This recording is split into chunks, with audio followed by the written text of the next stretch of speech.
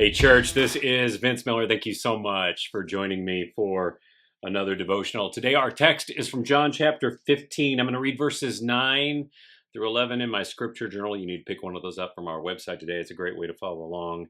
Jesus says, "As the Father has loved me, so I have loved you. Abide in my love." There's that term again, abide. If you keep my commandments, you will abide in my love, just as I have kept my Father's commandments and abide in his love.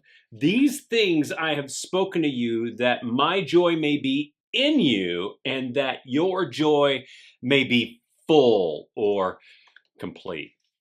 Now, church, I think many people get the concept of God's love wrong and even talk about it in the wrong way. And today you're probably going to be a little bit initially surprised by what I'm going to say. But there is no such thing as unconditional love. No such thing. Unconditional love is this attempt to capture an ideal picture of love without conditions or without limitations. It's extended independent of circumstances, actions, or failures. And the whole construct behind this notion promotes ideas that popular worldviews leverage, which I believe are unbiblical and ungodly. But note this.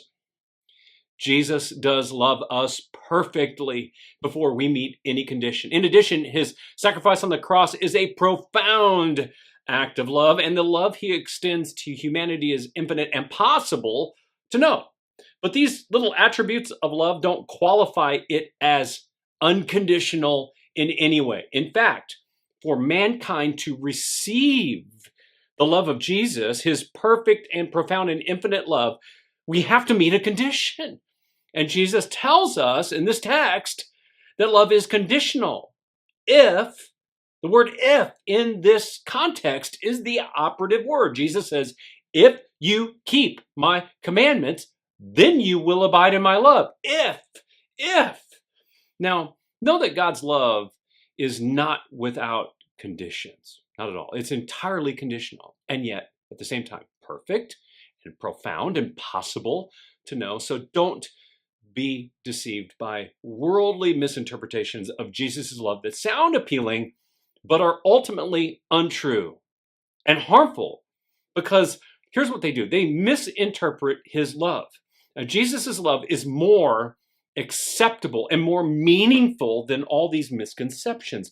So if you want it, embrace it by doing what he says and living his way. By doing so, you'll discover a fullness of joy and love that surpasses false ideologies like unconditional love. And then you'll know his true and infinite love. I love you guys. I pray this bless you today. If it has, share it with someone else. And I'll see you right back here again tomorrow.